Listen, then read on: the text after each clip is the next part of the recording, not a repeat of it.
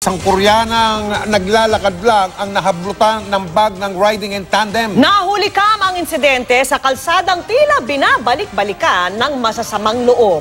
At yan po ang tinutukan ni Emil Sumangil, eksklusibo.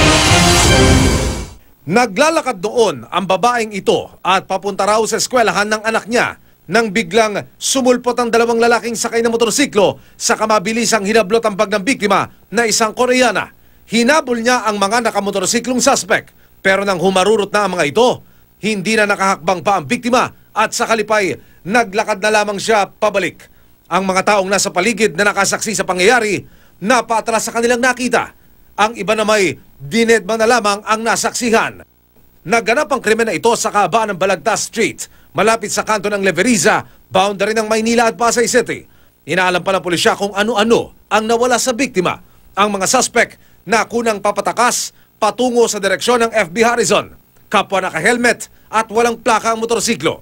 Bago maganap ang krimen, nakuna ng mga suspect sa kabilang kalsada. Mabilis na ang takbo bago pa man sumapit sa crime scene. Kaya't pakiwari ng barangay, tumbok na nila talaga ang biktima at mukhang may timbre na talaga sa kanila. Bukod sa nababalan, nalulungkot ako talaga. Binibiro mo yan ng RIT na yan, riding in tandem. Parang hindi mapigil.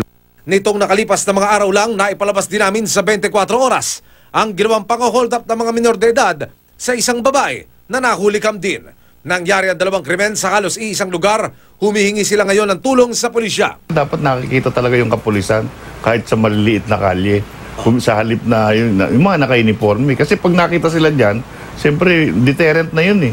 Sabi ng Manila Police District, nakikipag-ugnayan na sila sa barangay para sa kanilang kahilingan at iimbestigahan ang pangyayari. Emil Sumangil, Nakatutok, 24 oras.